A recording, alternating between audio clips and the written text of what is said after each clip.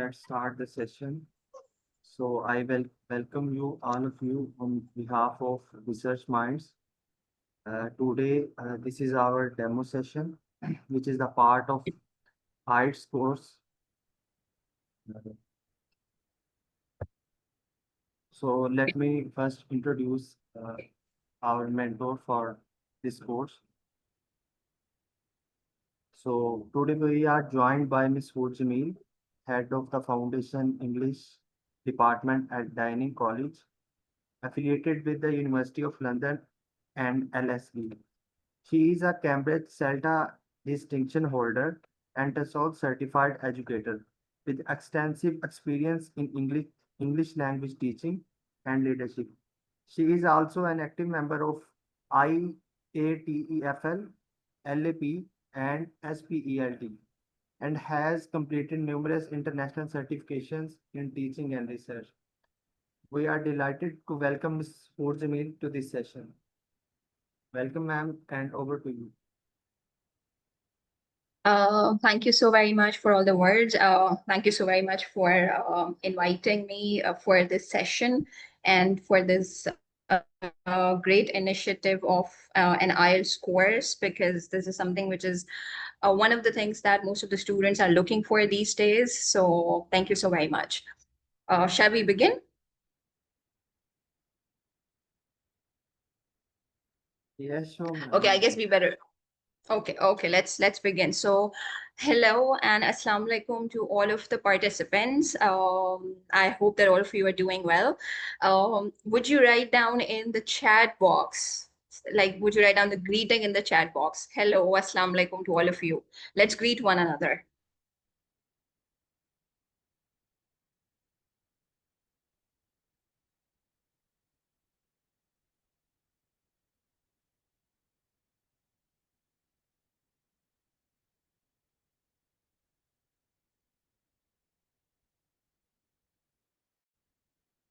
Oh, great. Walaikum assalam to all of you. Okay, I would really actually want the chat box to be active because we are going to do a lot of activities in our session today. And since you all know that IELTS is an English language proficiency test, and it is a test of all the four skills. What are the four skills of language, by the way? What four skills does IELTS test? We all know that, do we? Would you write down in the chat? Yes, walaikum assalam, assalamu alaikum, everyone. Thank you so much for being active. Exactly, right? Speaking, listening, reading, and writing. These are the four skills that are tested in this English language proficiency test, right? These are the four skills, obviously, of any language. Any language has these four skills, and IELTS tests these skills in terms of your English language proficiency, right? Now, what we are going to do in this 1 month course actually is to equip you with the paper pattern of IELTS, with how you can maximize your band score, and with how you can attempt all the questions, because that is the most important thing. And I've seen a lot of students struggling, not because they are unable to answer the questions, but because of time management, which is absolutely very painful, because you know the answers, but you were unable to do it because of time management.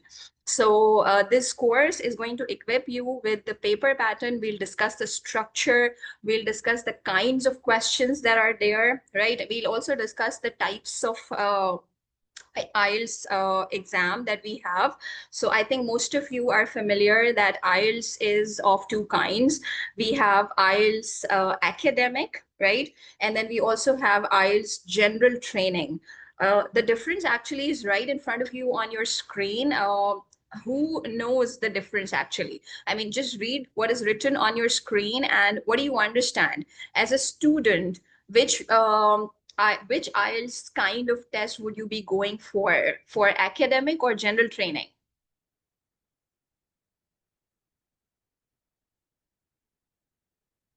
Okay, excellent.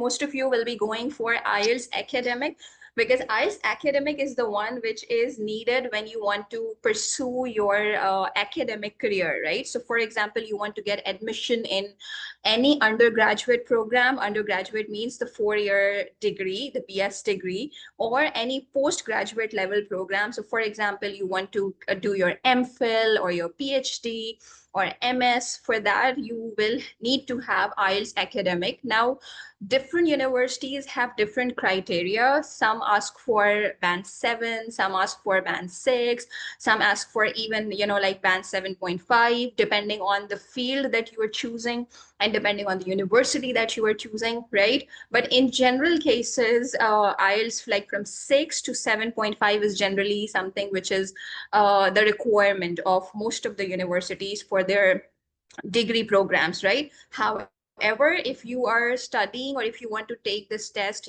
for the purposes of employment, so you want to go somewhere for work purposes or for migration and stuff like that, then you will be appearing for IELTS general training, which in short is called IELTS GT, right? So IELTS GT is for people who are going to any other country for work purposes, they are migrating, or they're just going there for working. So then they appear for IELTS GT. Now, this course that we will have in with Research Minds, this is going to be, this is going to be done by, and this is going to cover actually both, right? Okay, so please, if you don't mess with the slides, I would be really thankful. And even whoever is doing this, your name is also showing up over here, and everybody can see your name, right? So yeah, okay. So IELTS general training and IELTS academic, we're going to cover both in our course, in our 1-month course, and we'll also see, let's also see how are they different from one another. So in terms of if you look at this in terms of listening and reading, both of these, sorry, listening and speaking, both are same.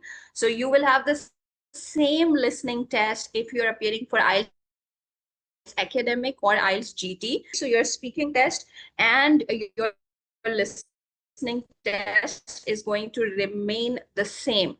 However, your reading and writing are going to be different. Now, different in the sense that the time is going to be the same, like the duration is going to be same, the sections are going to be same, the number of questions are going to be same. However, there is going to be a difference in terms of reading. In academic, you will have topics which will be more related to academics, right? There can be an article on science, for example, right? Or there can be an article on something which is related to geography, something which is related to history, right? So purely academic reading texts will be there, whereas in general training, it's going to be on very general topics, like let's suppose wonders of the world or some kind of very interesting facts and stuff like that. So the paper pattern remains the same, but the reading text changes when it comes to academic reading or general training. So that's the difference. In writing, if you are appearing for academic writing, academic IELTS, again, it's going to be of 60 minutes. There will be 2 tasks. The same goes for general training. However, in academic IELTS, your task 1 is going to be different. In academic, your task 1 is going to be like charts, graphs, or tables, and you will have to explain that chart or table or graph or even picture in your own words, right? In general training, in task 1, it's going to be a letter. You will write a letter to it's usually a personal letter. So you usually write a letter to a friend or to your parents or to your colleague and stuff like that. So generally informal letter writing is task 1, whereas in academic writing, some kind of picture or table, and you have to describe that. The second task is essay writing, which remains the same in both cases, right? So the only difference in writing is in task 1. Academic writing, task 1 is graph, and general training, task 1 is informal letter, right? Is this clear so far up till here? Please, you are always allowed to ask questions in the chat box. My chat box is open. So anytime you have a question or a confusion, do ask, right? Okay, and this is something which is very important, that you know how many questions, how many sections, and how many minutes will you be given, because this is something which as I mentioned earlier, that most of the students suffer from time management issues, right? They are like they know the answers, and they are very much well familiar with what to do, but just because they are unable to manage the time, they are unable to finish the exam. So this is something which you should be very careful about, that you know that, okay, if it's a reading exam, I only have 1 hour, that's it. If it's a listening exam, I only have 30 minutes, and that's it, right? So this is something that you should be very, very careful about. And in listening, you also get an additional 10 minutes actually for transferring your answers to the answer booklet, right? But whatever it is, you need to be very careful about the time. This is something generally related to IELTS general training, and I'm skipping this for a while actually, so we'll discuss that later. Okay, so now these are the four core skills that are tested when it comes to IELTS, right? Obviously, we know all the four skills, right? Each skill has its own set of marking criteria, and when we'll start the course, we'll discuss how you are going to be marked, and I'll show you some sample answers when it comes to writing. I'll show you some sample videos when it comes to speaking. Even today, I'll be showing you some videos in which you will be like you'll get to know how a band 9 or a band 8 speaking looks like, right? So that, because we always learn from others, so when we see people who have gotten band 9 or band 8 in their IELTS speaking, we listen to them, and then we try to figure out what are things that they are focusing on, right? So we'll discuss how speaking is going to be assessed, how writing is going to be assessed. And when it comes to listening and reading, obviously there are a lot of sub skills like skimming and scanning and searching for keywords, and like reading the whole statements, because if you are looking for keywords all the time, then it's not going to help you. Sometimes you have to read in details, right? A lot of IELTS videos that I watch on internet, there are a lot of people who make videos on IELTS, and in most of the videos, what I see is that they're always excessively emphasizing on skimming and scanning.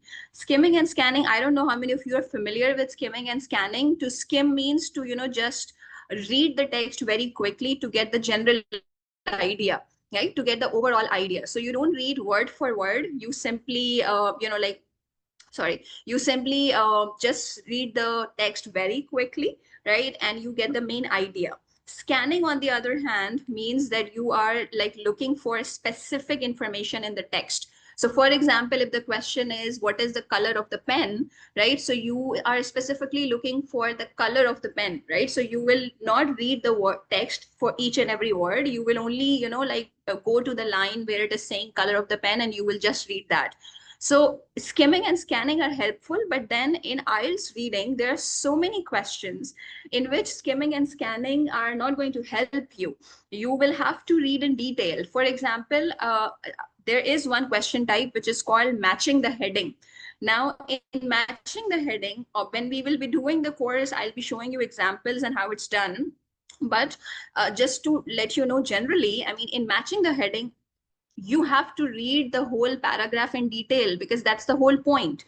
You cannot match the heading unless you know what the overall paragraph is about, and you can know what the overall paragraph is about only when you read it word for word.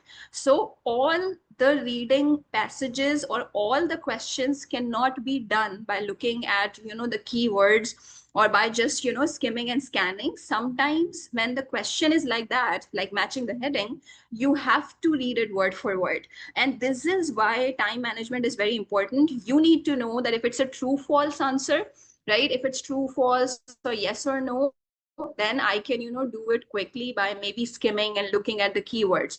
But then if it is, for example, matching the heading, then I need to read in detail. So IELTS reading is not going to just test your skimming and scanning, it's going to test your reading in detail as well. IELTS is an internationally recognized test and it assesses you from all perspectives.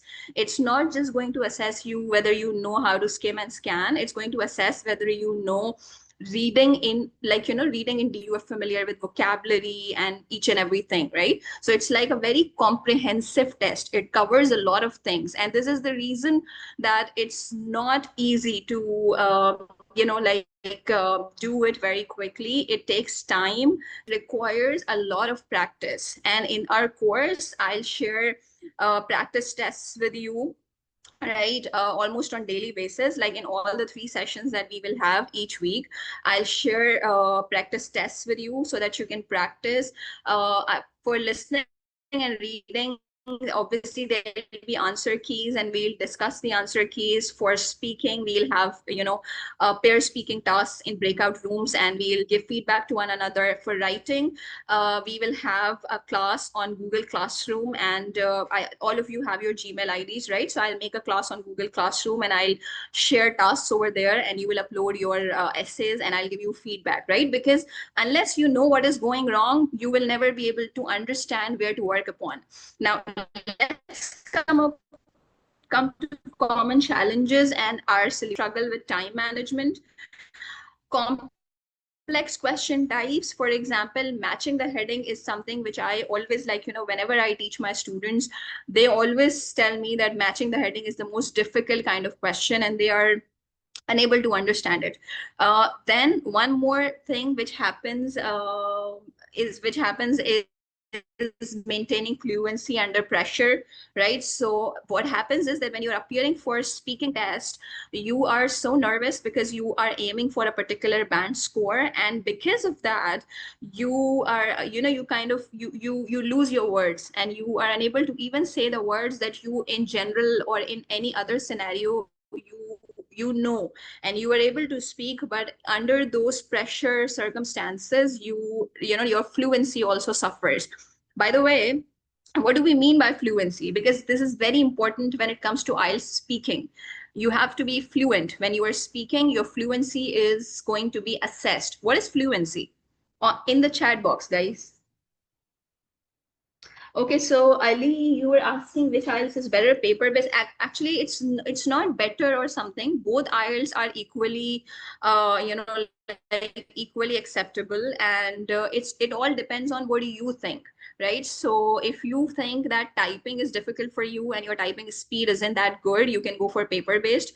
And if you think that you are like your typing speed is better than your handwriting speed, so you can go for computerized IELTS test. I think now, I mean, I'm not sure, but I think in Pakistan, I came across this thing at the IDP website that in Pakistan, from this year or maybe from the coming years, paper-based IELTS is going to phase out. So the students will no longer have the option of paper-based; they will only have the option of computer-delivered IELTS test. But I think it's not like been implemented right now, but they're planning to, or maybe IDP has already done that. For that, we need to check on the IDP's website, but it's like it's not that one test is better than the other. It's just that you need to know what you are comfortable with. So if your typing speed is good, go for computer based, and if your handwriting speed is good, go for go for paper based. And again, like for instance, for a person like me, I feel like even reading and listening is very difficult, because I have to read the whole text on screen and then do all the questions on screen. So I usually struggle. Uh, yes. So see, Hamad is also saying that only computer based. I booked exactly. This is what I got to know as well, that paper based IELTS is now phased out. Like in Pakistan, it's available in some other countries, but in Pakistan it has been phased out because a paper based IELTS usually, like it also takes a lot of time. The results take a lot of time. It usually takes 13 days. In case of computer based, you will get the results within 3 to 5 days. So it's better, the results are quicker, right? Okay. Now, yes, see, people are saying that after March 25, paper based is banned. Exactly, it has been phased out. You're right. Okay, now what I asked was fluency, and Shiza has written that fluency is like speaking smoothly, right? So is speaking in flow or speaking smoothly, exactly, which means that when you're speaking, you are not pausing a lot. Like pausing means that you do not stop a lot, or you just speak in a flow at a particular pace, and there are no like, I mean, there can be fillers, obviously, and there can be pauses. Pauses means that you can stop for, like 2 to 3 seconds. That's fine. But if there's so many pauses, then it means that you are not fluent, right? So this is something which is going to be tested when you are speaking, when you're appearing for IELTS speaking, right? So you need to practice fluency, and you need to learn how to extend your answer. So for example, if the examiner is asking, do you like sports, and you just simply say, no, I don't like sports, this is something which is like, it, although it is a complete answer, but in your IELTS speaking, the examiner is assessing how well you speak. So if you don't speak that much, the examiner is not going, won't be able to assess you. This is the reason that you have to, like at least say 2 to 3 sentences in answer to your question, especially in part one, right? I'm talking about part one. I'll go to the speaking slide, and we will discuss that in detail. Speaking of like speaking test itself has 3 parts, right? So generally what students do in part one is that, when they are asked a question, they just simply give a very short answer, or they simply say yes or no, and that's it. But if you're doing that, then you cannot expect to get a good band score, because you are not speaking English. It is the test of, how well you speak. So if you don't speak, if you just say yes or no, or no, I don't like sports, or yes, I like sports, then obviously you are not going to get the desired band. So these are the things that are usually the challenges that I have seen students experiencing. And we are going to target these challenges, and we're going to fix these challenges. We are going to, like discuss how you can manage time, and how much time or how many minutes should you give to each part or each section, so that you can complete the whole exam within the assigned time, and so that you even have some time to proofread your answers, and even proofread, your essay and your letter, and even your listening and reading part, right? So these are the things which are extremely important. Okay, now let's move to like the live teaching thing. Let's see how we are going to actually do it during our course. So we will be starting with listening, right? And then we'll move to reading, speaking, and writing.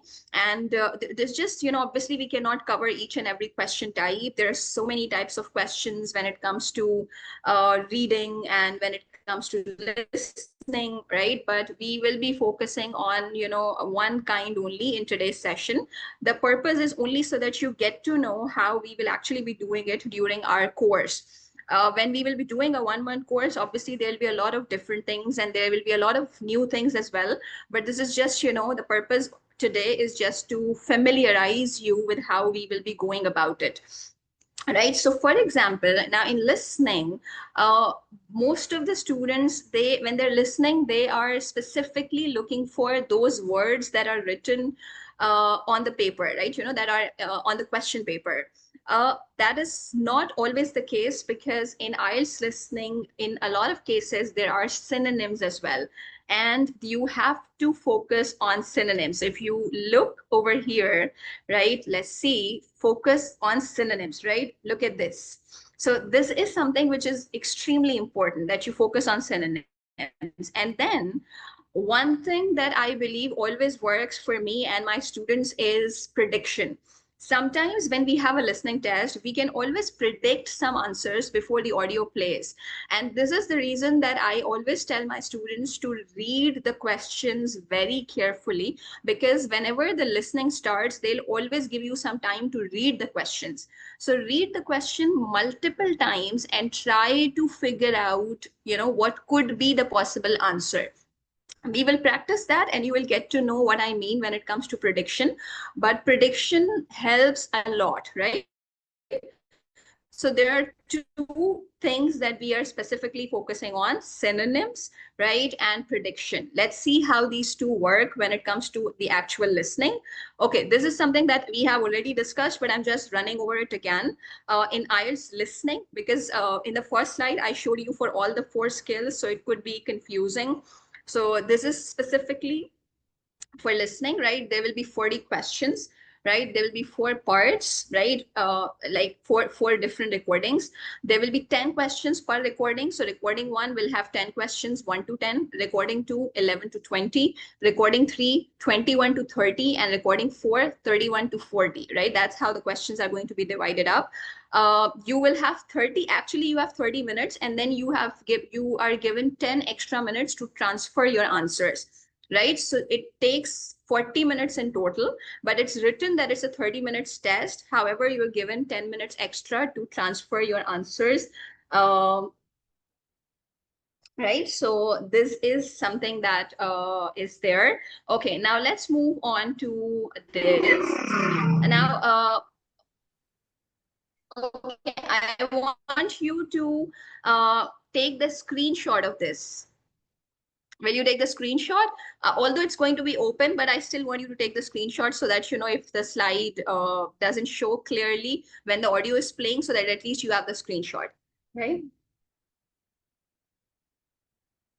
Okay, guys, have you taken the screenshot? Let me know on the chat box so that I can go for the audio.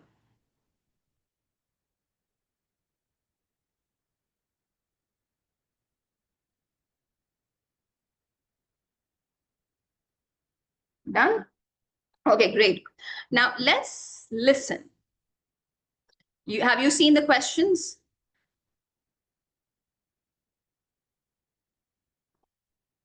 Section 2. You will hear a guidance counsellor talking to a group of students. First, you have some time to look at questions 11 to 14. Okay, questions 11 to 14 are here, right? Let me know all of you can listen to this as well. Is the audio like clear? Are you easily able to listen to this? Okay, great, great, great. Okay, very nice, very nice. Let's okay, now let me go back to that. You've seen the questions, right? It's giving you some time to read the questions.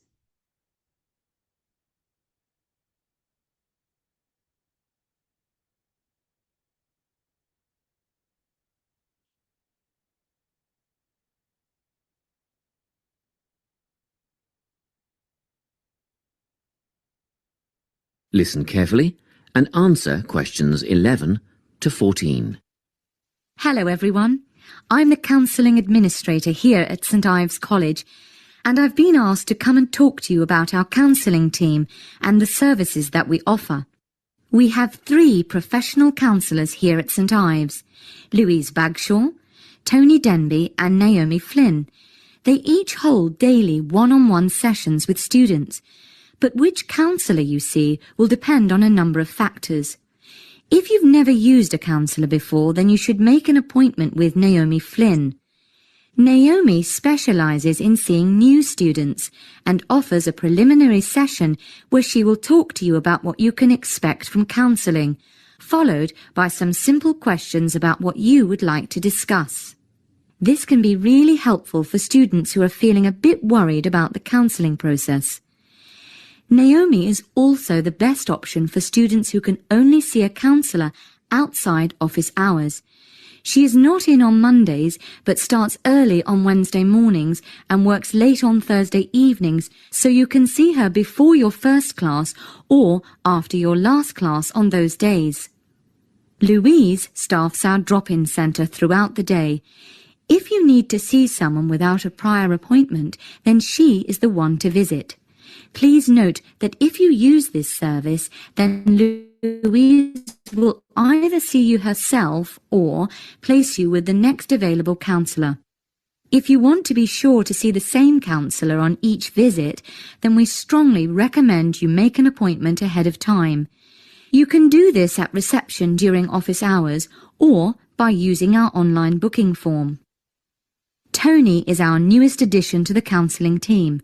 He is our only male counsellor, and he has an extensive background in stress management and relaxation techniques. We encourage anyone who is trying to deal with anxiety to see him. Tony will introduce you to a full range of techniques to help you cope with this problem, such as body awareness, time management, and positive reinforcement. Before you hear the rest of the talk, you have some time to look at questions 15 to 20.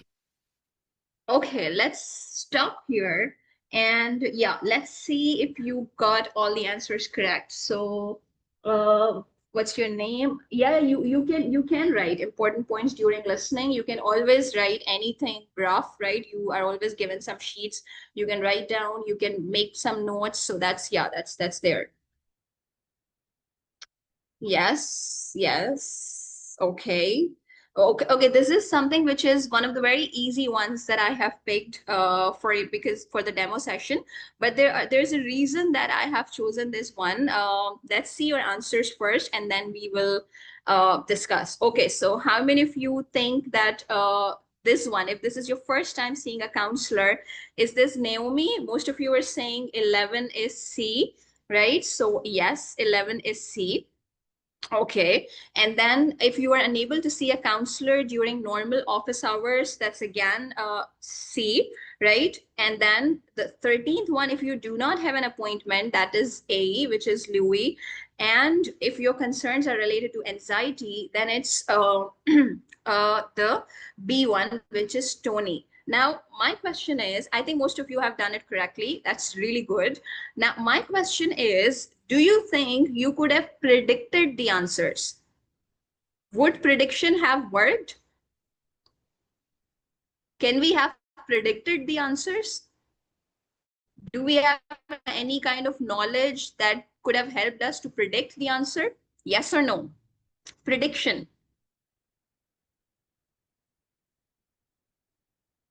Hamad, orientation. Sorry, I didn't get what you're saying.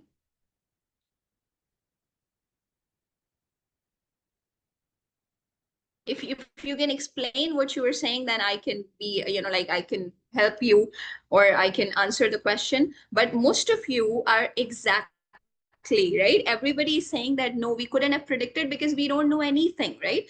Now here you couldn't have predicted, but if you noticed, let me go to this slide. Okay, now on the question paper, it was written if it's your first time seeing a counselor. However, in the audio, the person said if you have never used a counselor, right? So this means that not the exact same words can be used, right? They never use the exact same words. Similarly, on the question paper, in the question, in 12th question, it was written unable to during office hours, during normal office hours. And in the audio, the person said outside of his hours. Then number 13, on the question paper, it was written if you don't have an appointment. And in the audio, it said without a prior appointment, right? And in the 14th one, it said trying to, like the audio said, trying to deal with anxiety. And the question paper said concerns related to anxiety. And this is what I meant when I said understanding synonyms, because whenever they are giving you listening test, they will have words that will be different, right? And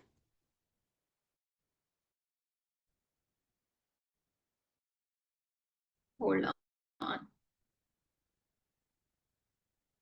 Let's go back to that again.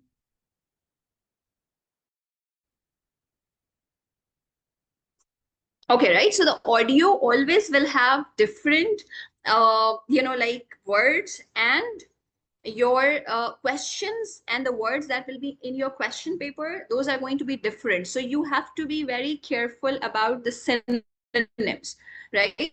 The synonyms have to be very carefully noted down. Okay, now let's move on to, this is from the same listening audio. I'll continue playing the audio, right? So let's read the questions first. Now, in this, I want you to focus on predictions. Now, do you think you are able to predict? Do you think you are able to make predictions in this one? Let's have a look at this, right?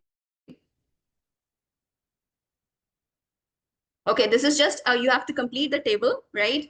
And write no more than 2 words for each answer. Make sure that the instruction is clearly followed. So if it is saying no more than 2 words, it means that you cannot write more than 2 words, right? You can only write 2 words, 1 or 2 words, that's it, right? Okay, I want you to just read it first.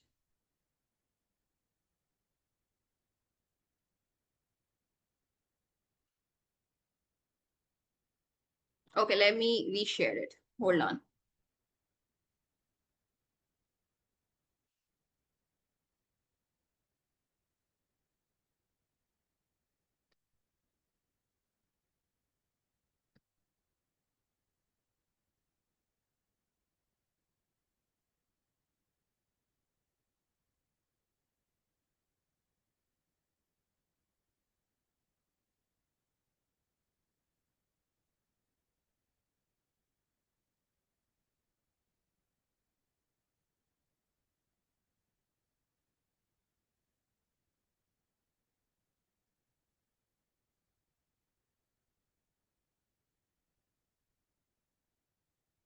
Yeah, I will repeat the question, but for that, I think the slide has to be clear first. Okay, is the slide clear now?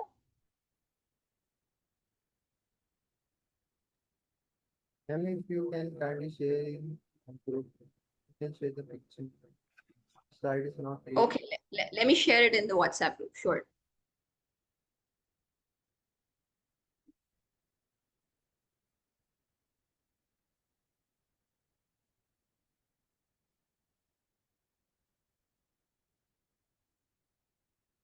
Okay, where is the group? Here it is.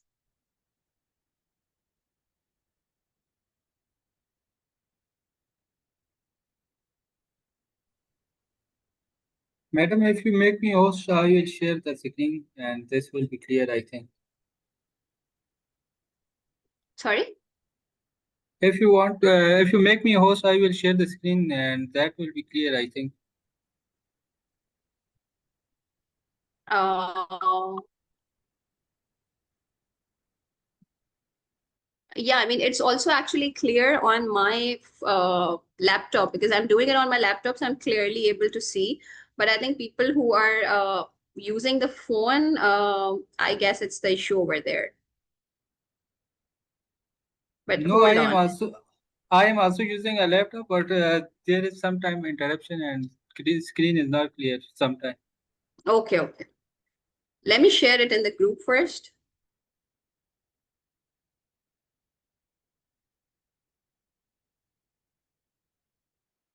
Okay, I've shared it in the demo IELTS group. Let me know if you guys can see it now.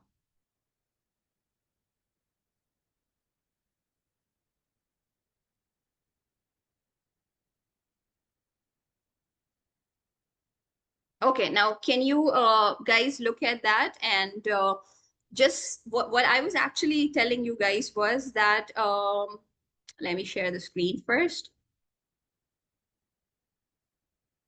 Okay, so yeah, what I was saying was that can you look at this and can you predict now? Do you think prediction is going to work? Now, I haven't played the audio, obviously, right? But what do you think? Do you think you can predict? How about the first one?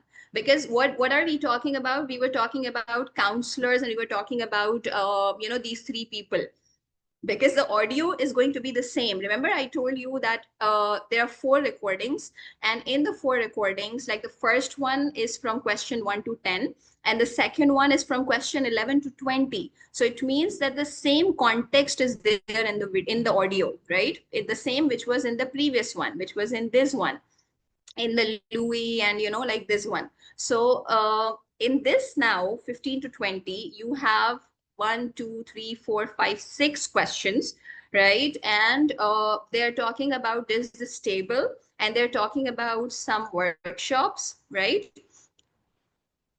Yeah, and they're talking about some workshops that they have arranged for students. Now, if you look at the first one, adjusting, the context is what you need to succeed academically. What do you think this workshop will be for? Target group means which kind of people will be the target of this workshop. So what do you think? Okay, it's clear now. Great. Okay, what do you think? Can you guess the target group, like number 15, question number 15? And keep in mind that you cannot write more than 2 words. So it has to be only 2 words or 1 word.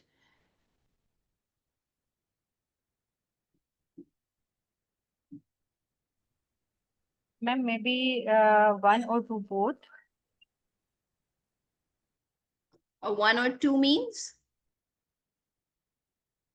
It can be one Okay, word or it youth. can be 2 words. Okay, but we are talking about, like, it's written students after that. So which students do you think would be the target group when it comes to adjusting? Like you are adjusting into the university. So what University, do you think? university. Adjusting is generally for freshly admitted. Exactly. Aisha, great job. Newcomers, right? Freshers. Very good. This is what I mean when I talk about prediction, because whenever you have a question, just think about the question and think about who would be needing adjustment. Because obviously, if you're in your second year, if you're in your third year, you probably won't be needing anything, any kind of workshop for adjusting, because you have already adjusted. It's already been a year in the university. Are you getting right? That is what I mean when I talk about prediction, right? So you, in the previous one, you couldn't have predicted, right? Because you didn't know anything, there was no context for you. But in this one, you have, like, some time, and you can predict. Why? Because you are familiar with the context now. So you know that if there is a workshop which is for adjustment, it could be like, again, we are not sure, we'll have to listen to the audio. But if you are already, like, if you already predict the answer, it's going to help you while you are listening. Now your prediction can be wrong as well. It's not necessary that your prediction is right, but prediction helps you in giving a direction to your thoughts, right? So it always helps. And then similarly, if you look at the 16 one, getting organized, right? Getting organized, use time effectively. Like, this is going to be the content of the workshop. So in getting organized, the counselors will be talking about using time effectively and finding dash between study and leisure. Study means obviously the courses, and leisure means your free time activities. So what word do you think could go there? Find dash between. Just a guess. Find balance, right? Exactly. So this is one thing that you guys can do when you are attempting your listening, because prediction and looking for synonyms, or focusing on synonyms, are the two key things that really help you when you are attempting listening. And when you practice like that, eventually you will be able to get a good score, and you will understand the overall mechanism of how a listening test is conducted. Now, I want you to have your paper and your pen or wherever you are noting down ready, and let's listen to the remaining part of the conversation, or not a conversation, the audio actually. Okay, some time for you to look at the questions, read each and every word. Okay, one more thing before I play the audio. Generally, questions like 19 and 20 are more difficult, and even 18, because it is the start of the sentence, right? Whenever something is in the middle of the sentence, it's easier to pick it. When it's something is in the start, it's difficult. So make sure that as soon as you're done with 18, because these questions in the listening test are always in order, right? So the answer to 15 is going to come first, the answer to 16 is going to come next, the answer to 17 is going to be after 16, and then after 17 comes 18. So as soon as you're done with 18, make sure that you're very much focused, because on 19, what is going to be on 19, by the way?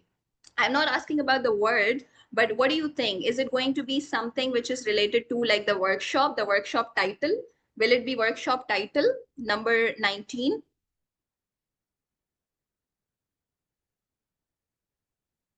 Number 19 is going to be workshop title, right? Because if you look at the left hand side column is about workshop. So the first workshop is about adjusting. The second workshop is about getting organized. The third workshop is about communicating. The fourth one is about anxiety. So that the fifth one, which is number 19, it's also going to be something related to, the title of the workshop, right? Or the title of the session which the counselors conduct.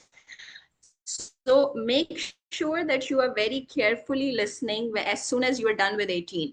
Okay, so let's listen to the remaining part of the audio to answer question 15. Now listen and answer questions 15 to 20. Each semester, the counselling team runs a number of small group workshops. These last for 2 hours and are free to all enrolled students. Our first workshop is called Adjusting. We've found that tertiary education can come as a big shock for some people. After the structured learning environment of school, it is easy to feel lost. In this workshop, we will introduce you to what is necessary for academic success. As you might expect, we're targeting first-year students with this offering. Getting organised follows on from the first workshop. Here, we're going to help you break the habit of putting things off, get the most out of your time, and discover the right balance between academic and recreational activities. With Getting Organised, we're catering to a broader crowd, which includes all undergraduates and postgraduates. Next up is a workshop called Communicating. The way people interact here may be quite different to what you're used to, especially if you've come from abroad. We'll cover an area that many foreign students struggle with, how to talk with teachers and other staff. We'll cover all aspects of multicultural communication. International students tend to get a lot out of this class, so we particularly encourage you to come along. But I must say that sometimes students from a local background find it helpful too, so everyone is welcome. The anxiety workshop is held later on in the year and deals with something you will all be familiar with, the nerves and anxiety that come when exams are approaching. Many students go through their entire academic careers suffering like this, but you don't have to. Come to this workshop and we'll teach you all about relaxation and how to breathe properly, as well as meditation and other strategies to remain calm. We've tailored this workshop to anyone who is going to sit exams. Finally, we have the motivation workshop. The big topic here is how to stay on target and motivated during long-term research projects. This workshop is strictly for research students, as less advanced students already have several workshops catering to their needs. Well, that's it. Thanks for your time. If you have any questions or want more information about our services, do come and see us at the counselling service. That is the end of section 2. Okay, now I want you to write down your answers and then I'll show you the answers.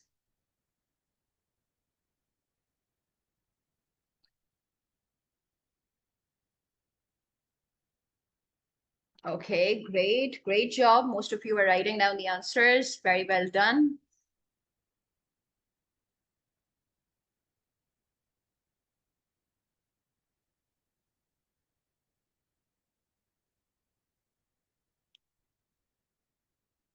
Okay. Make sure that there's 6, right? 15, 16, 17, 18, 19, and then 20. Okay, great.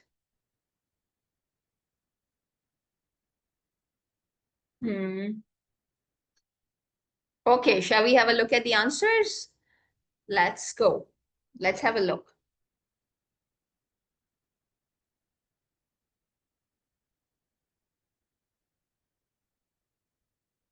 Okay, so from 11 to 14, it's the same that we had in the previous one, right? The psychologists, Naomi and Louis. and Tony. So these are the answers to that. And then from 15 to 20th, now if you notice, these are the answers to, uh, those questions that were in this section. So 15 is first year, as we predicted, right? We already predicted this and the answer is correct. And even in case of 16, some of you predicted balance. So even if you're writing balance, or if you write down right balance, both of these are the same thing, right?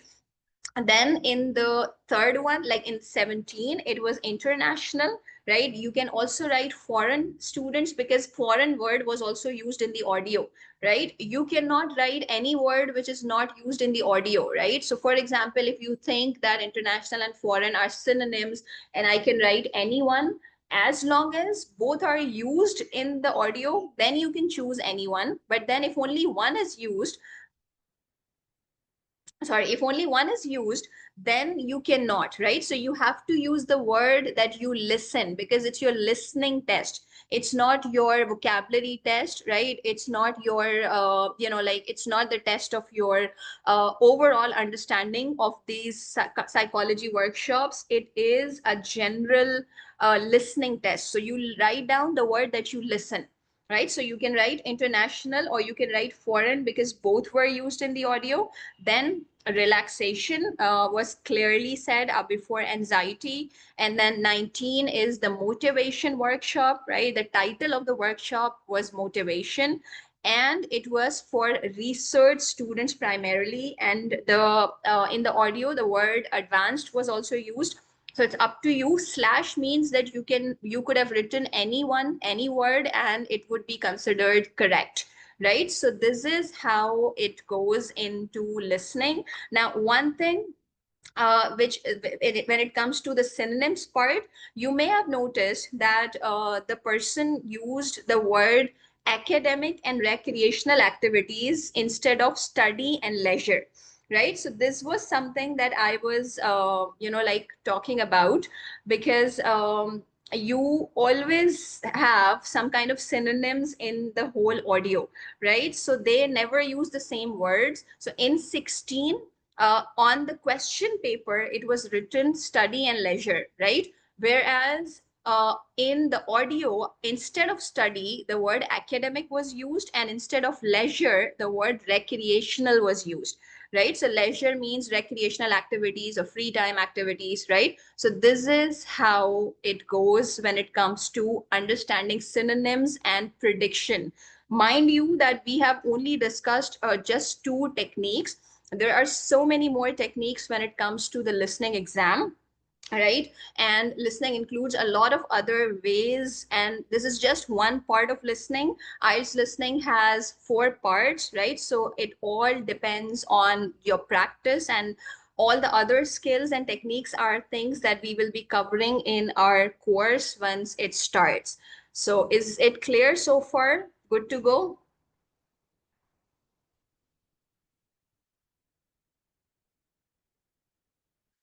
Okay, great, great.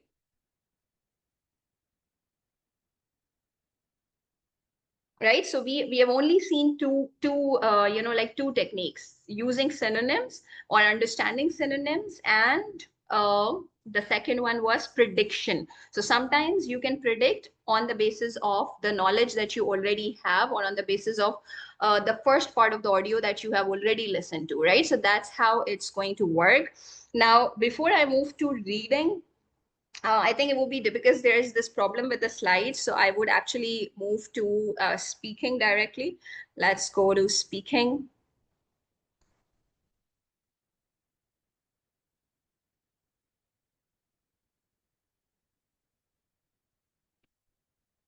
Exactly. Yes. Yes, Hamad. Yes, during listening, the questions will be visible to you. Yes. Because the listening is only done once. So you will have the question paper with you, and you will be able to look at the questions and you will solve the questions while listening. So the listening will be played and the questions will be visible to you. So yes. Right? Okay, so prediction and synonyms, these are the two things that we have seen. Now let's move on to IELTS speaking. The most intimidating and the most problematic aspect of IELTS is speaking, because most of the students get so nervous when they have to speak in front of the examiner. The speaking is generally conducted face to face.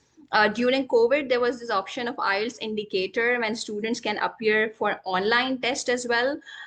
Centers, I think, also allow it now, but mostly it is face-to-face speaking, and you have to sit in front of the examiner and you have to answer the questions that the examiner asks you. Now, in speaking, there are three parts. Right, and we are only looking at part one today, because when we'll be doing the whole course, we'll be obviously covering part two and part three. In part one, the examiner asks you some very general questions, right, and you have to answer those general questions, right. Now, those questions are generally related to, like your likes and dislikes, your home, your accommodation, something related to your favorites, your favorite personalities, or musicians, or whether you like music or movies. So very generic kind of topics, and very common topics are asked in part one of your speaking test. Right now, in part one, you have to answer the questions in a way that your answers are not limited to yes or no answers, right? So this is something that I told you guys earlier as well, that your answers should be of a particular length. Okay, now there's one thing that I just saw. It's 7 p.m. So can we have a very short break of 5 to 10 minutes, and we will continue from speaking, right? You people can also, like, have tea or coffee or whatever, and water.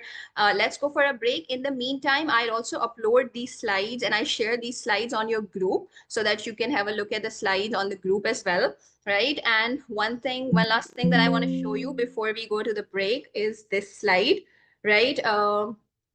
Okay, so if you enroll by August 30th in this course of IELTS, you're going to get a 50% off, right? Like on the overall course fee. And today, all the demo attendees, all the students who are attending demo, they will also receive a comprehensive PDF document in which there are practice tests and some tips and explanations and answer keys as well, right? So make sure that you enroll before August 30th, so that you get a 50% off in the overall course fee, right? Let's go for a 10 minutes break, and let's meet at 7:10, and we'll continue with speaking, which is the most important thing, and then we'll move on to writing as well, which is again very intimidating for most of the students. So see you. Let's meet after 10 minutes, right? Don't go anywhere, and I will be right back. So yeah.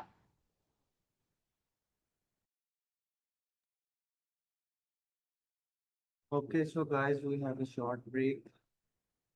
Meantime, I can answer some questions which are the original fee is 10,000, and as ma'am told you, you will get 50% off. Mean you have to pay 5,000 only till if you register 30th of August.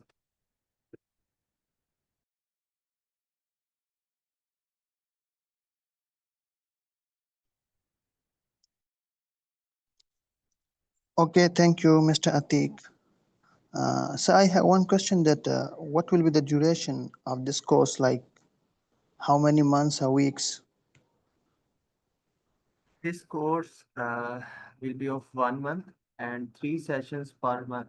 We will have the classes. Like we have class on Friday, Saturday, and Sunday between 6 to 8 p.m.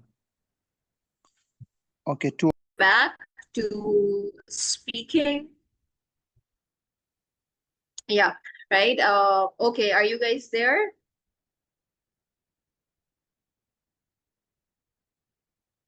Yes, ma'am. In the chat box, everyone. Okay, great. Yes, good. Okay, now when it comes to speaking, this is what the IELTS assessment criteria is, which we call the band descriptor, right? So when you are appearing for a speaking test, you are going to be assessed on 4 aspects. First of all, how fluent you are, right? So if you are stopping a lot, if you are fillers means a lot of and I guess and such kind of words. So that, and then obviously grammar is important because you need to make sure that your grammar is accurate, right? So I have seen a lot of students making mistakes in like present indefinite tense. So for example, they would say she doesn't, goes, or making mistakes in past tense, like didn't, completed, didn't, found, having second form of verb after didn't.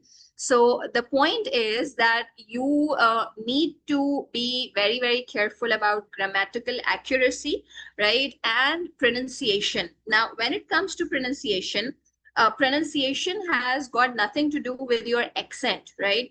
Whatever your accent is, if it is understandable, it's totally fine. It's not going to affect your IELTS score.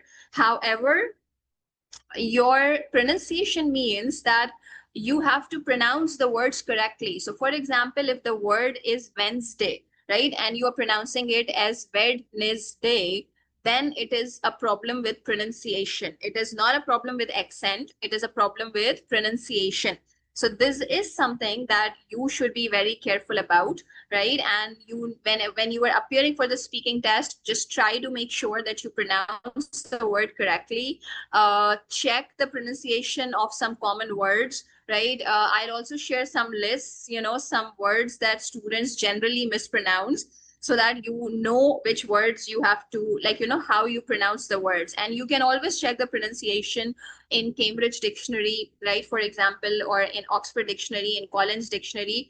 Don't check the pronunciation only on Google, right? Make sure that you check it on any particular like dictionaries website, so that you get the right pronunciation, because Google can give you any kind of stupid pronunciation. So this is something that has to be there. So these are the 4 areas which you need to keep in mind when you are appearing for the IELTS speaking test. Now, like all the courses that even I have done, like I also used to do courses, and I have done a lot of IELTS courses online as well as face to face. Everyone, like tells us that you can't just give your answer in one line.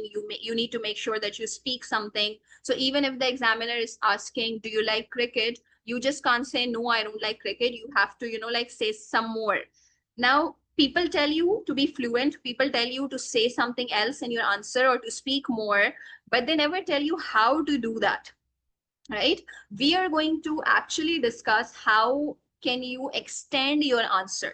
Extend your answer means how can you say something more, right? Or how can you add words in your answer. Now for that, although we will be discussing that in very much detail when we will have our course, but for now, there are just 3 things that I want to show you. Like there's a video in which there are 3 strategies with the help of which you can extend your answer. Let's have a look at the video and let's see how can you extend your answer, or how can you add words to your answer in IELTS speaking part 1, right? In part 1, the examiner asks you general questions about home, accommodation, your favorites, your likes and your dislikes, about music, movies, plants, trees, and stuff like that, right? So very general questions on very, very general topics, but you have to make sure that you speak, you extend your answer at least to 2 to 3 sentences. Let's see how you can do that.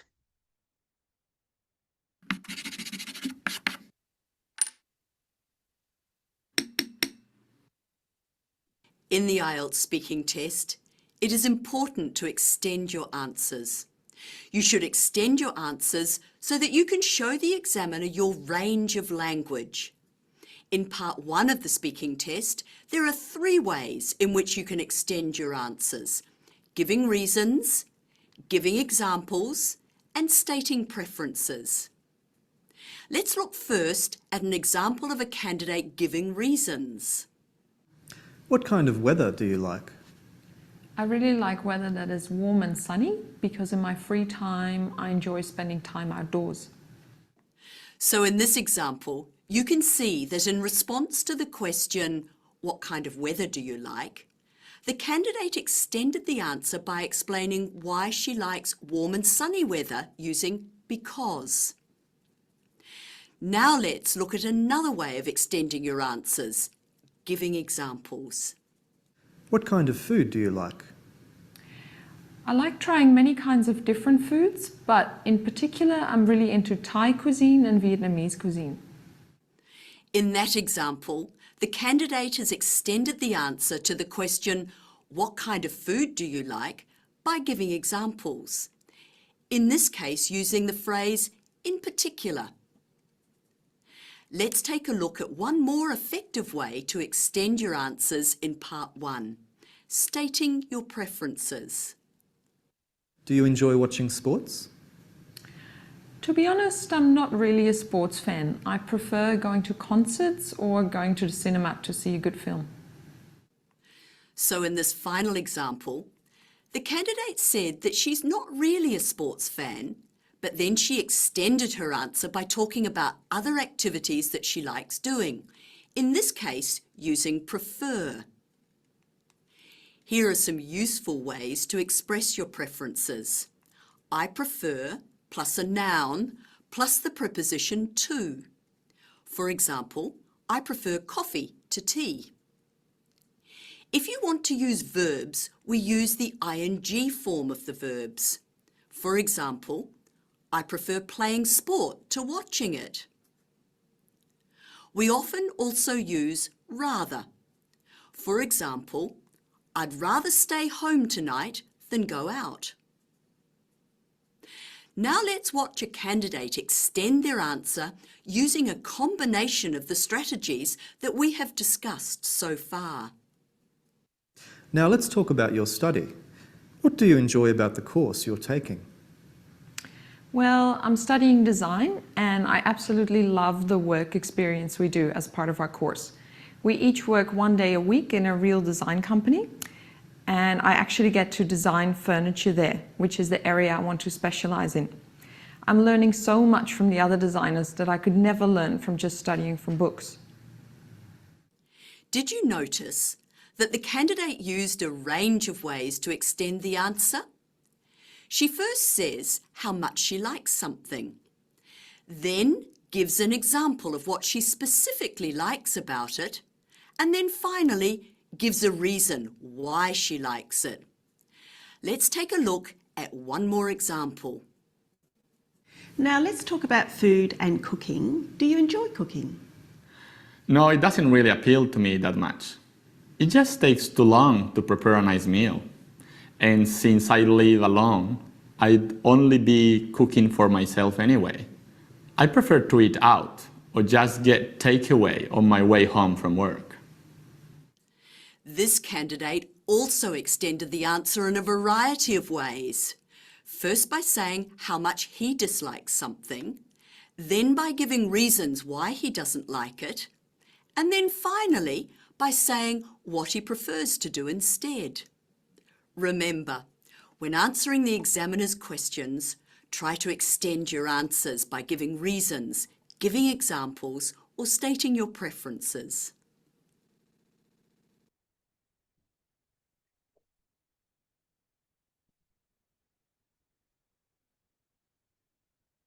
All right, guys. So what 3 ways can you use to extend your answers?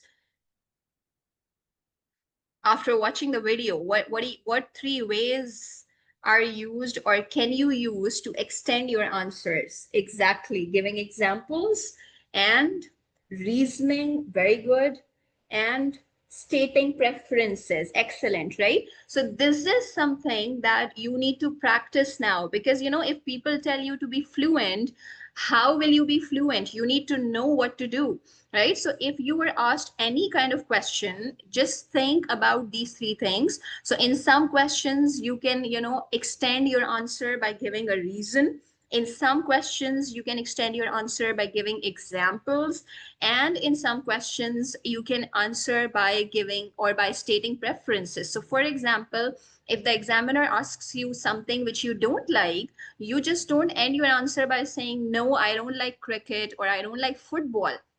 You can start like this. You can say, no, I'm not really into football or cricket, but I really like to read fiction novels in my free time, for example.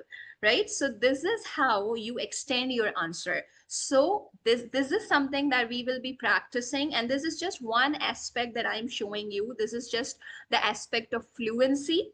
Along with fluency, you have the topic of, or you have the aspect of vocabulary. Then you also have the aspect of pronunciation, and then you also have the aspect of grammar, right? So those are obviously the things that we will be covering on in the course, but obviously in the demo session we cannot cover each and everything. But fluency is the most important part, and fluency is something that takes some time, right? So when it comes to pronunciation, you can simply, look at the pronunciation of some common words. I'll share a list as well, and you will get to know what words, we commonly mispronounce, and you can simply work on those words, and that's it, right? Pronunciation is not a big deal.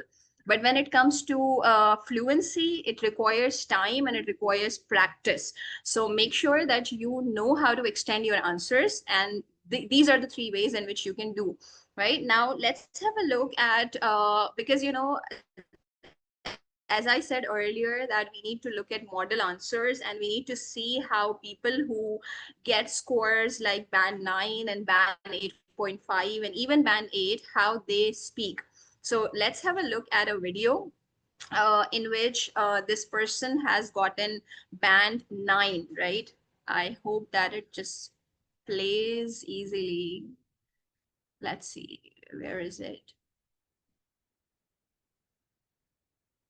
Let's start off by talking about the mountains. Do you like to go on holiday in the mountains? Definitely. It's one of my favorite things to do. I actually love nature and the mountains specifically. Like, I always handpick locations which have mountains and like a beautiful landscape, greenery, and I love hiking as well. So that's why. Are there any hotels in the mountains in your country? Yes, actually, in Himachal, they have lodges. They rent it out to people who are there on vacations. And it's the most beautiful experience because you get to actually see how people who are based there, how they live and how they cook and how they clean. And you get the whole experience of everything.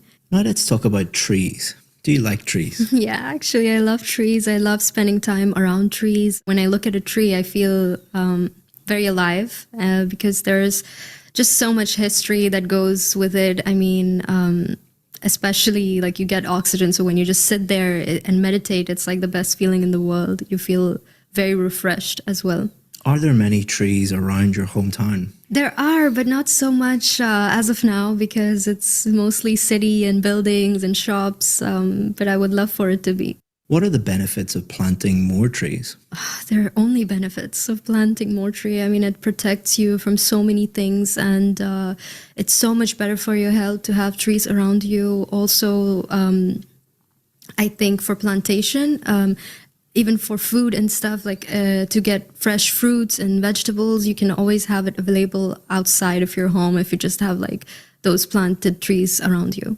Now let's talk about the weather. What time of year did you enjoy the most when you were a child? I would definitely say November, December, so like towards the end of the year when winter arrives, or even during September, October when it's rainy season. I enjoy myself the most, I think, because I love when it's cold and chilly and you can just go out for a walk or play outside with your friends. I think that's when I enjoy it the most. Has the weather changed much in recent years? I would say drastically, yes. It's gotten hotter and humid. I think because of global warming, it's been really bad lately. Would you say the weather in your hometown is suitable for working? I mean, around December, yes, but throughout the year, no. It's very, very hot. Back in India, it's like when you get out, it's a lot of humidity and you just don't feel your best. The TV documentary that I watched was a documentary. All right. So did you guys notice that she was not just restricting her answer to one sentence? She was adding explanation. She was giving reasons. She was giving examples, right? So this is how you extend your answers. And this is something that you need to practice when you are, practicing for speaking. And specifically in speaking part 1, you have to be very careful. Also, she was very fluid. Exactly. Right, she was very fluent, and this is the reason that she has got perfect band. It's not easy. I mean, it's very difficult to get a band 9 in speaking. You have to be very fluent, and you need to use that vocabulary. You need to use good words, and you need to make sure that there is no pronunciation mistake and there is no grammatical mistake as well. So obviously there are a lot of factors when it comes to a perfect score, but fluency, I believe, is something which actually sets the tone, right? So make sure that you start practicing and you start speaking on these common topics. As you noticed that you actually can practice through these videos that are available. I'll also share some links, and I'll also share some documents in which there are some common topics that are generally asked in speaking part 1, in speaking part 2, and speaking part 3, right? So you can specifically practice from those topics so that you can actually maximize your score, because practice is the key when it comes to speaking. I mean, when it comes to any skill, to be honest, but speaking is something that requires a lot of practice. When it comes to fluency, like I told you, that you can make your answers like lengthier by giving examples, by explanations, by adding reasons, by stating preferences, right? I can share these tips and strategies with you, but obviously at the end of the day, it has to be you who has to appear for the test, and it's your English at the end of the day. So make sure that you practice as much as you can. Someone is asking, how can we improve our fluency? Honestly, I mean, if any IELTS course or if any online video tells you that there is this magic formula to speak to improve your fluency, I can guarantee you that they're only lying, because there is no magic formula, right? You can only improve your speaking by practicing as much as you can, by listening to language. I don't know how many of you are familiar with this, but listening and speaking are very closely related to one another, right? So the more you listen to language, the better your speaking becomes, because you automatically internalize language when you are listening, right? So for example, if you listen to, or if you watch shows, and if you listen to documentaries on BBC and CNN, and if you watch sports and its commentary and stuff like that, ultimately and eventually your speaking is going to improve as well. So the more you listen to, the better speaker you can become. And when it comes to specifically speaking practice, I would suggest you guys to speak with your friends in your schools and colleges and universities, wherever you are, right? Because that's the only way. Honestly, there is no a magic potion, there is no magic formula. If anybody tells you, they're just lying, because it doesn't work like that, right? Nobody has Harry Potter's magic wand, right? You just wave the wand and you get the results. It doesn't work like that. Language proficiency takes time, but the purpose of the 1 month course is that we familiarize you with at least the pattern, with the structure, with time management techniques, with tips and strategies with the help of which you can maximize your score, right? So this is something that we can do. We'll share a lot of practice materials with you. I think someone also asked about the mock tests. Yes, we will have mock tests as well. I'll share practice tests with you, like whole practice test with all 4 skills covered. And I'll give you feedback. We will also do error tracking. We will see where you lack, right? So that you can work on those areas specifically, right? But obviously, I am, I want to be really honest that you cannot do everything in 1 month. You have to do a lot of practice by your own, right? The course is going to start from 12th September. Today is August 23rd. You still have 20 days, right? For the course, before the course to start. You can do a lot in 20 days. You can listen to a lot of videos. I'll share the links with you, right? Do get connected with me on LinkedIn and ask me about anything that you want. If you ask me to share some documents, I'll share those documents with you. I'll share the links to YouTube channels. Everything, by the way, is available on the British Council website and the IDP website. There is a lot of content on Cambridge International website as well, right? And those are authentic websites because British Council and IDP are actually the test centers, right? So they facilitate IELTS and they have everything available which is authentic, right? So I'll share the list of authentic channels with you so that you can practice. But the point that I'm trying to make is that honestly, it all depends on you. All I can do is share strategies. I can help you practice. I can give you feedback. I can tell you your areas of improvement, right? I can tell you where you need to work upon, because some students may need to work upon fluency, whereas some students may need to work upon grammar, right? Maybe there are some who need to work on pronunciation. Maybe some have good listening skills, but they need to work on reading. Even in reading, maybe you have to work on true false, or maybe you are good when it comes to true false, but you don't understand matching the heading. So every student and every person struggles with a different aspect, right? And this is something that I'll help you understand so that you can work on that aspect. But then it requires a lot of practice. So don't waste these 20 days even before the course. Please start practicing. The practice tests are available on British Council website as well, on IDP's website. Start practicing and start working, right? Because don't waste your time. Each and every day is so important when it comes to practicing for an IELTS test. And obviously when you are appearing for IELTS test, you are paying a lot, right? You're paying around 65 to 70,000. It's not a small amount. So each and every day, so that you get the desired bands that you are like aiming for. So this is something which is very, very crucial.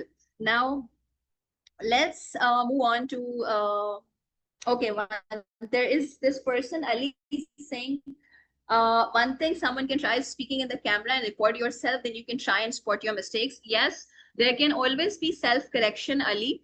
But self-correction can only happen if you know the mistake. So for example, if you are saying, if you think that the word is pronounced as Wednesday, and you are pronouncing Wednesday, and you record yourself and you listen to yourself, and because you don't know the correct pronunciation, so even when you record yourself and you listen to yourself, you will make the same mistake, right? Because you don't know the correct version. So that is why I feel that sometimes feedback from friends and feedback from the teacher is very crucial, because they look at you from a different angle. They have different set of knowledge, right? So they will be able to tell you, okay, no, this is the word that you are mispronouncing, or this is the word that you you should pronounce it like this and not like this, because that is the correct pronunciation. Or maybe the person is making an error in past indefinite tense, because honestly, I keep on saying this because we listen to this a lot in speaking tests. Most of the students, they know that after didn't we use the first form, but I don't know what happens when they're speaking. When they're speaking, they just say didn't completed, didn't enjoyed, like they always put an ed after didn't when it should be the first form. So these are some mistakes that they commonly make. And then one common mistake that we always discuss is that after he, she in the present simple tense, you need to have s, right, with the verb s or es. So he completes and not he complete. She works and not she work, right? So these are some very common mistakes that we make. So we will be working on the common mistakes, right? And we will be working on your individual mistakes as well. But this is a very good idea that you can record yourself and you can listen to yourself and you can try to evaluate your mistakes by your own self. So in the course, we will have all kinds of feedback. We will have your self correction. We will have your peer correction, like your friends are going to help you as well in corrections. And then obviously there's going to be teacher feedback, and I'll help you figure out your strengths and the areas where you need to work upon. I really don't like to use the word weaknesses because I think weaknesses is not a good word. There is always, an area of improvement, right? There's always a scope and there's always a space for you to improve, right? So strengths and areas of improvement are going to be the focus of our feedback, and we will see where you can improve, right? So this is something that I wanted to discuss about speaking. Is it clear so far?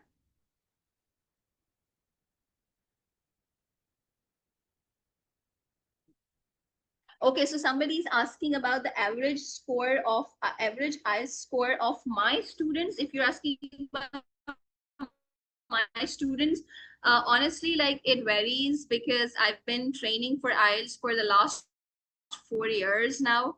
And like usually, I mean, there are students, I wouldn't actually lie. There are some students who get 5, like band 5, band 6 as well. And then there's some students who even go up to band 8 and band 8.5. Right, I think you are familiar that getting a band 9, like an overall band 9 is not possible. Some of my students have got band 9 in speaking specifically, and there were 2 who got band 9 in writing as well.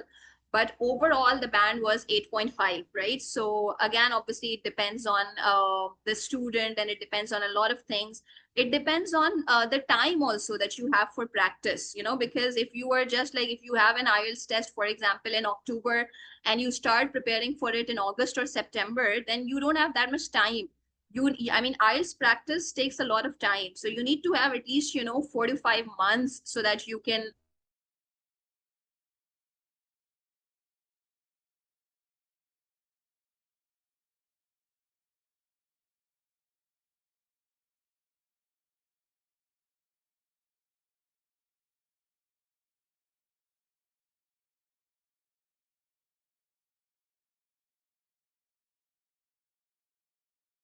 Okay, I think I got disconnected. Okay, I'm back.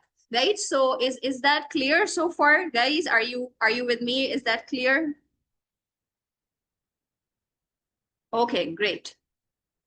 Actually, like conducting online classes is something which is always, I mean, I am a person who conducts very interactive classes, and I want all my students to be very active and to just, keep telling me, okay, Haris, there is no 10 band. IELTS, the maximum band is 9. It starts from like 1 and then it goes up till 9. There is no 10. It's only 9. The maximum is 9. Okay. Yeah, I have not shared a screen yet. On-campus classes, actually, the problem is that we could have gone for physical classes, but there are some students who are not from Karachi, and they were also showing interest. Even there are some students who are not from Pakistan, like there are international students as well. So that is why, like those international students, they have applied, and they are also interested in the course. So because of that, we will only have the online version of the classes. That is why we cannot have on-campus classes, right? So yeah, that's the thing. Arun, actually, now I think we discussed this in the first half an hour that now paper-based IELTS is phased out, right? It's no longer available in Pakistan. You only have the option of computer-based IELTS now. You don't have the option of paper-based IELTS anymore. British Council and IDP both are not offering it. I am located in Karachi, yeah, and I can actually be available, physically available anywhere in Karachi. But the problem is that all our students are not from Karachi. So that's why we cannot have physical classes. So yeah, Haris, Chat GPT, honestly, I mean, I don't know what kind of help you are talking about. You can have, maybe some kind of speaking practice, like, you ask Chat GPT to ask you questions, and then, you write down your answers, and then Chat GPT can give you feedback. But I think that is also going to be writing. And I don't know if Chat GPT allows voice recording, so you can go for the voice recording option. Right, so you can practice a little bit. There's nothing wrong with practicing as far as it's just simple English. But ChatGPT can, give you wrong answers in terms of IELTS paper pattern and IELTS. Okay, if it allows voice recording, Yeah, I mean, now that you have mentioned it, I recall that yes, that like that mic option is there. Although I've never used it, but it is there, right? It shows. So yeah, you can use ChatGPT. You can have a conversation with ChatGPT so that it's going to help you in practicing, and you can even tell ChatGPT that this is something that I am looking to improve my fluency and grammar and pronunciation. So ChatGPT can give you feedback according to that. So yeah, I mean, it is an AI tool and we are living in the 21st century. And if you have a tool available, why not use it for a good purpose, right? So you definitely can. But when it comes to the paper pattern and the structure and the guidance related to IELTS, I am not sure if ChatGPT gives you authentic answers. I remember even the founder of ChatGPT was saying that you can't rely on ChatGPT for the authenticity of information. So you can't be sure that the information that ChatGPT is sharing is authentic. And this happens with me. I'm also a research mentor, so I supervise students when they're writing research papers. And this happens a lot of time that students ask ChatGPT to write down review of literature, but ChatGPT makes research studies that do not even exist, right? I don't know what it does. It hallucinates or what, but it just comes up with research studies that are not even like existing. So there is a problem when it comes to authenticity. But for language practice, for speaking practice, you can utilize ChatGPT. So yeah. Any other question that you guys have?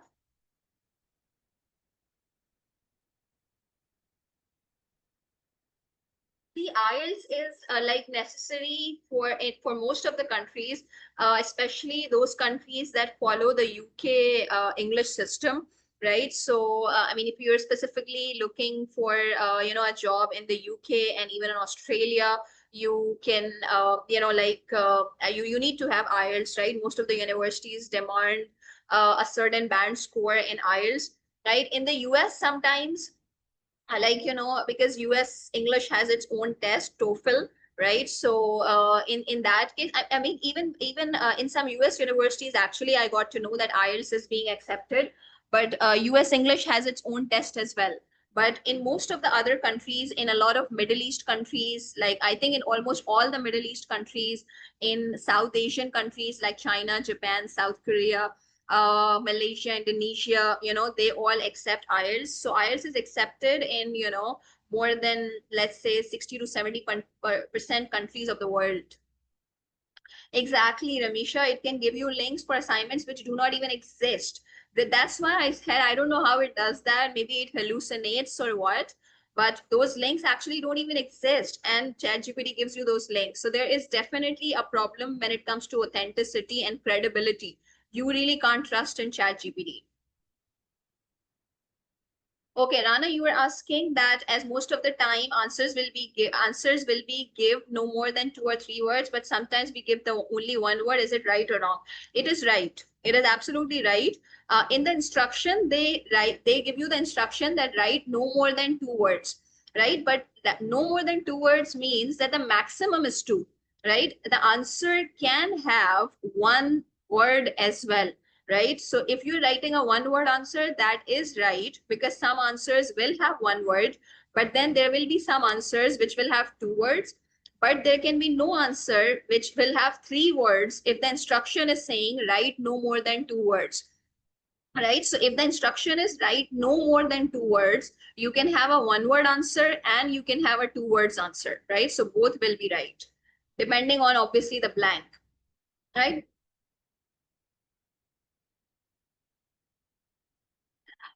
Mania, I think TOEFL is not acceptable in the UK. There will be only a few universities if they accept. Like all my students, I mean, a lot of my students from Denning also, they are now enrolled in international universities, and around 80% of them are in the UK. And all of them had to do IELTS because, TOEFL was not the option. The university was not accepting the TOEFL score. So I would suggest you to go for IELTS, because if you are specifically looking for admission in the UK university, then it's better to go for IELTS, because TOEFL is something which is generally not acceptable, right? So yeah. IELTS is acceptable in some US universities, yes, but in most of the universities, it is, in most of the US universities, they prefer TOEFL, right? But actually, British Council and University of Cambridge, they're working really hard, and they are now, they're very much into this, that they want IELTS to be acceptable in US universities as well.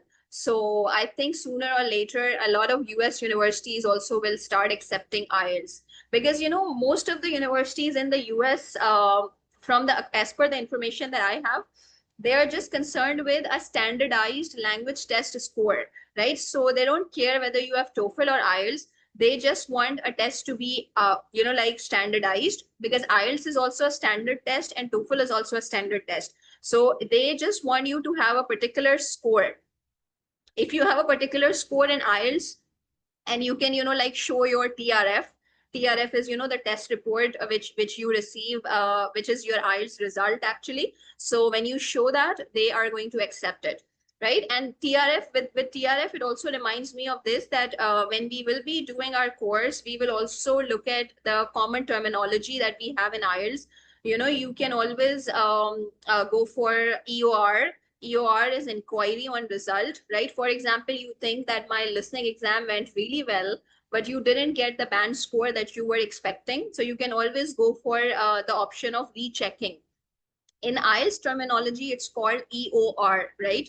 Inquiry on results. And there is also option of skill retest, one skill retest. So for example, you got a good score in listening, reading, and speaking, but when it came to writing, your band score was very low. And because it was very low, it affected your overall score. So you can even go for one skill retest, right? British Council and IDP, they both allow you to go for one skill retest, right? So you can have a retest of one skill only. You can have EOR, which is remarking, and there's this whole procedure of TRF, which is your test report form. So there are so many terminology, and there's so many things that we will be discussing when the course is going to start. So yeah, Alishwa, there are differences between IELTS and TOEFL. The paper pattern is different, the structure is different. So yeah, IELTS and both are language proficiency tests, obviously, but yeah, I mean, there are differences. And yes, TOEFL is more acceptable or more required in the US. Somebody asked about GRE. GRE is basically graduate record examination, and it is it's also it's also a standard test for graduate and kind of admissions into business schools generally. And it measures, but GRE is not just for English, like it's not a language proficiency test. It measures your reasoning skills and your reasoning capability and your mathematical skill, your quantitative skills, and your your writing skills, and especially your critical writing skills. So your critical thinking, your analytical writing, it basically tests that. So GRE is not a language test. IELTS is a language test, right? Okay, so I hope I have clarified all the answers, all the questions that you had.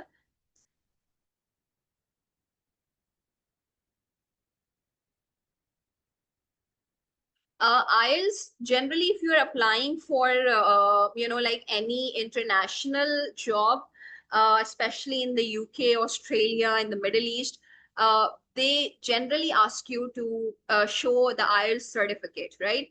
Not mandatory for all the jobs, but most of the jobs, especially in the UK and in the native countries, they ask you to, show them your IELTS TRF.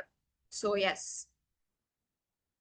But in for job purposes, they generally don't ask you to have very high bands. I mean, it generally, when it comes to bands, it's IELTS academic, because for students, because there's a lot of competition in UK universities, people from all across the world are applying. So that's why the competition gets really high when it comes to students and admissions in undergrad programs and postgrad programs. And that's why you have to have a good IELTS score for that. Right? I mean, it's already 7:50. I wanted to discuss things about writing as well. But I think you guys have already, like, the purpose of the demo session was just for you to, you know, get the idea how we are going to have the sessions, right? So I showed you one sample of listening, right? And you practiced listening, and we discussed how predictions and how understanding synonyms can actually help you in maximizing your score. And then we also looked at speaking, and we looked at I shared you some examples of mispronunciation, and we discussed about fluency and how you can extend your answers by giving examples, by stating preferences, by adding explanations, by giving reasons, right? So these are the two things that we have discussed. If we have some time, I can just show you one last thing related to writing. Yeah, you can't see the slides, Hafiz, because I have not shared the slides. Let me do that.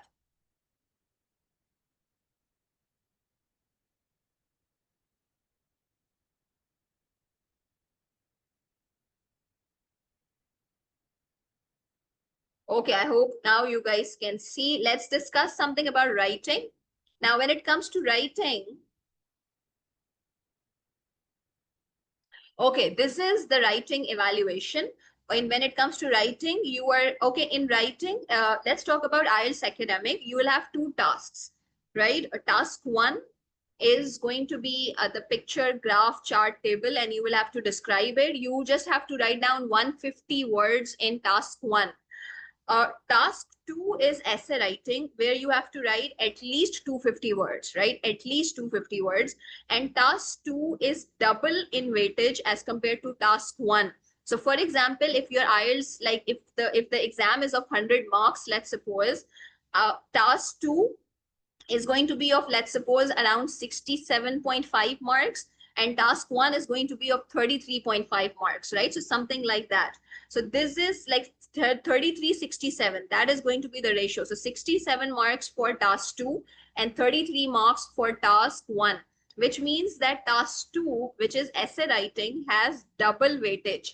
And that is why if you have 1 hour for writing, you need to spend more time on task two, because that task has got double marks, and you will spend lesser time on task one.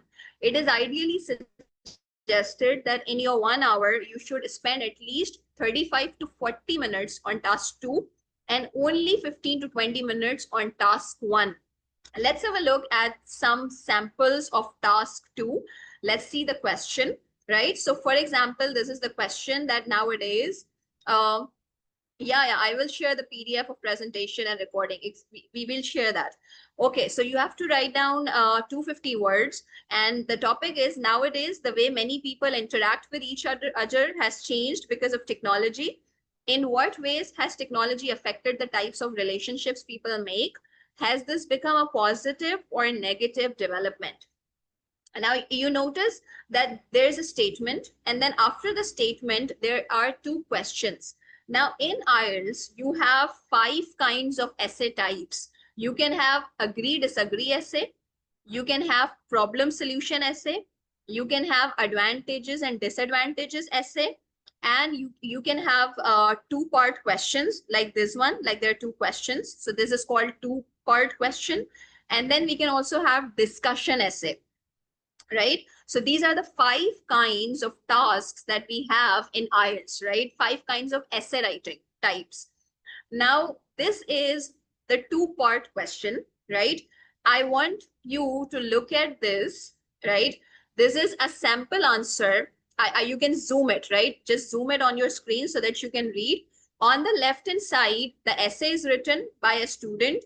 And on the right-hand side, the examiner has given comments, right? When we will be practicing writing in our actual course, we will be doing this too, that I will show you some answers that students have written, and I will also show you the band score and the comments that examiner has given, so that you do not make the same mistake that the particular student has made. Now this essay that the student has written, which is starting with, nowadays the way people interact with each other has changed because of technology, right? Just one line, and then there's another line. Yes, the technology has changed the people's interaction in very enhanced manner. And then there are 4 paragraphs, right? So just read this, right? And also look at the examiner comment, and then we will discuss this.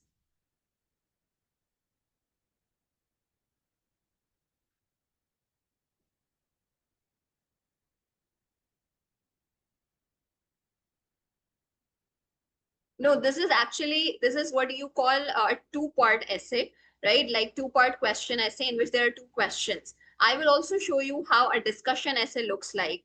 A discussion essay, like the questions are a little different when it comes to a discussion essay.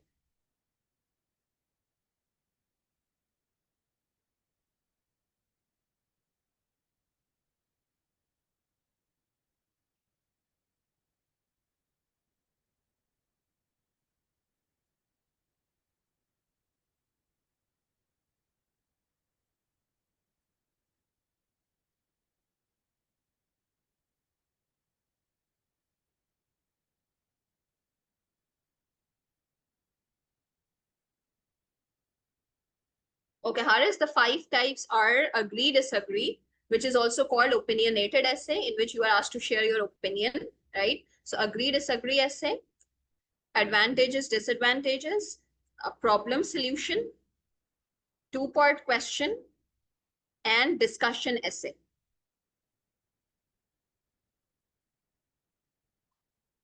Some people, like in some IELTS courses, you would see people categorizing it differently. But I tell my students to, like keep in mind these 5 kinds, because these 5 types help you structure your answer. So we will discuss how to structure when the course is going to begin.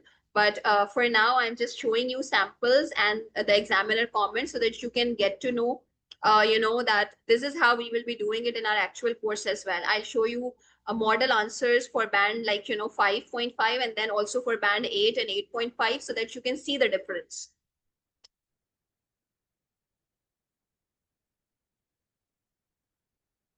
Yeah, I will. I've just given you time to just read what is written, and then we will discuss it. Okay, if you want to look at the question, because I think you would have forgotten the question. Let's have a look at the question again.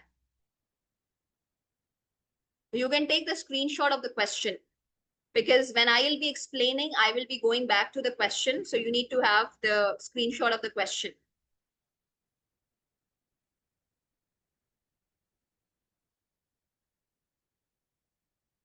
Okay, now let's go to that again.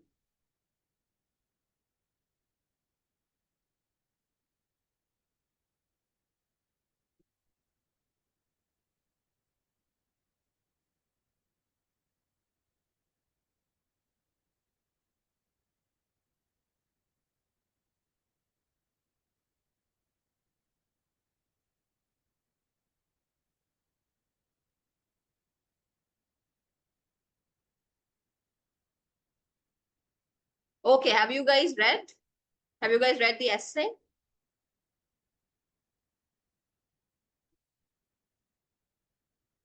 The essay and the comment by the examiner.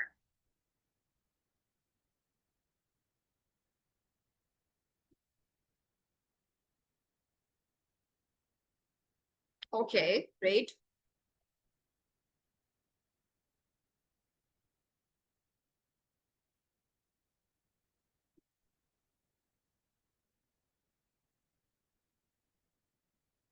Okay, those who have read the essay, what mistakes do you find in this? What are the mistakes?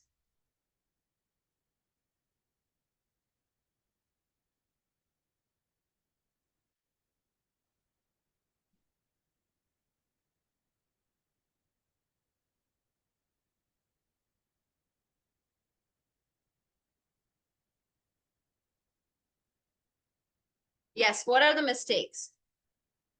Repetitions, okay.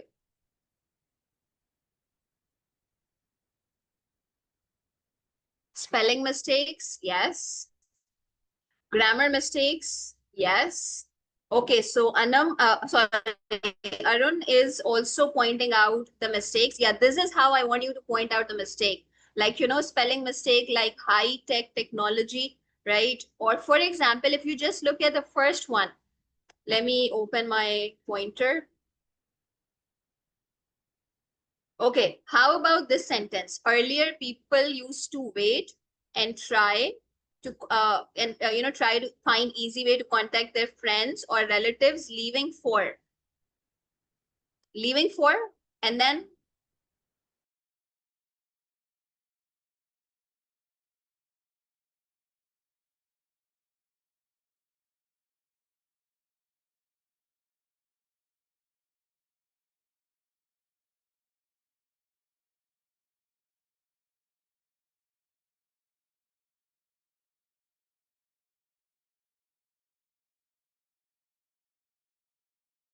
Kindly wait for a minute. She has a connection issue. She's rejoining.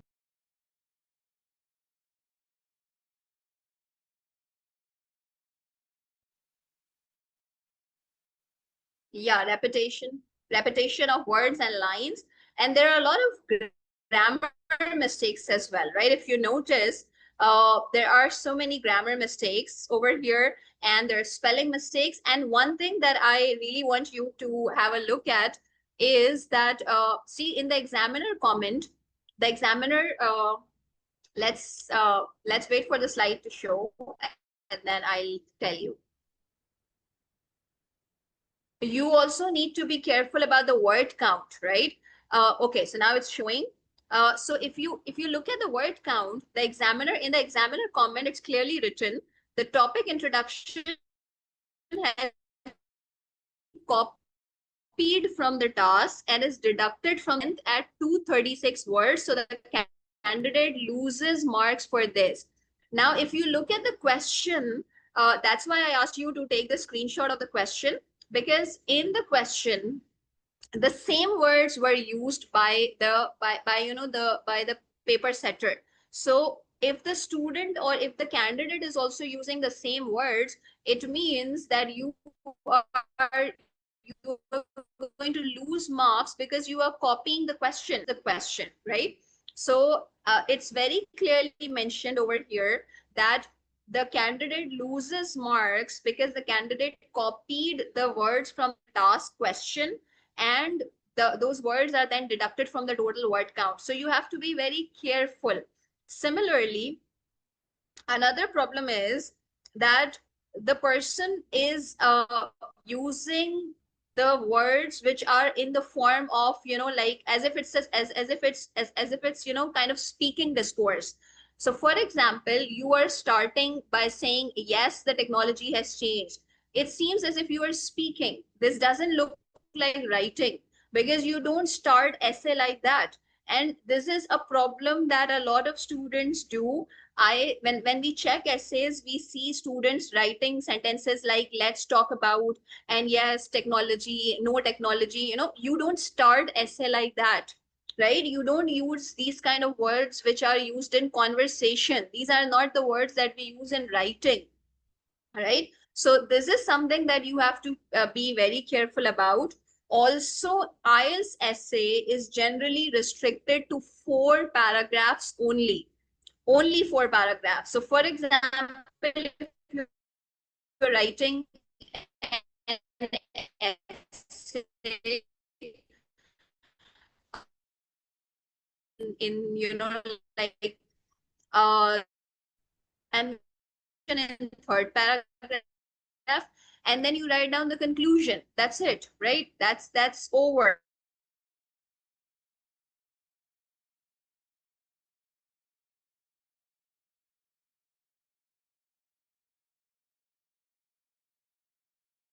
So you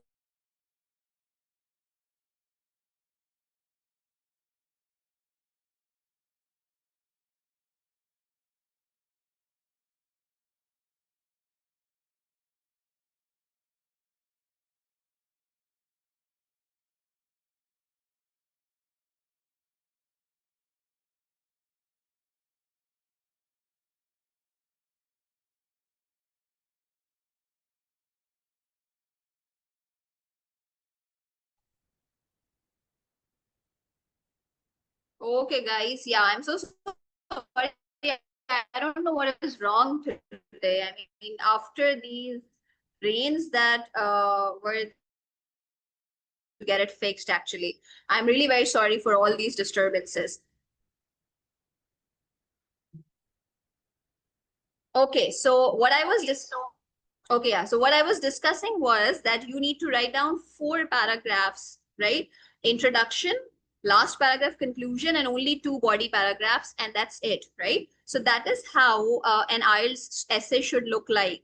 No spelling mistakes, obviously, no grammar mistakes, no incomplete sentences, and try to paraphrase the words that are in your question. You can't copy the words from the question because you're going to lose marks, right? So these are the things that you need to keep in mind while you are attempting your IELTS essay, right? So this is something that you should keep in mind. Structure, number of paragraphs should be 4, paraphrase the question, use good vocabulary, and this and that, right? So I've shared these slides. You can look at the other essay later on when you get time, right? Okay, this is the other one. It is related to agree, disagree. But since we do not have time, it's already 8:05. So you can do that later on. You can review it because the examiner comments are also written along with it. And when we will do the course, we will discuss each and everything, all the types of essay and each and everything in detail. So that is it for the demo session. Again, the students who register till August 30th will get a 50% off in the overall course fee. So please make sure that you guys, join before August 30th so that you don't have to pay the full fee. 50% off means that you just have to pay 5,000, which is, actually a very, very less amount as compared to the common IELTS courses that are, there in the market. I know that you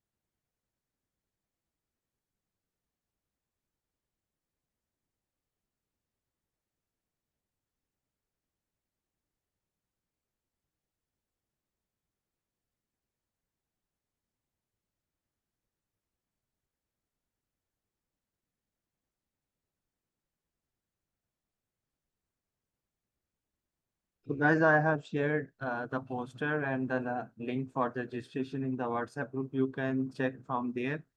So that's the end of this demo session. Thank you very much for joining. If you still have any query or any question, you can ask to the team. You can text to the admins of the WhatsApp group. I am sharing here again the link of the WhatsApp group. If you are not in, you can join. The last date of applying is 10th September. Hafiz Muhammad Saifur Rahman. It's 10th September. Classes will start from 12th of September. So I'm just sharing the link of WhatsApp group so you can join if no one is there. Let me see. Hafiz, if you want to avail discounted fees, then you have to register before 1st September. If you want 50% discount, as Ms. Four told you. Am I right?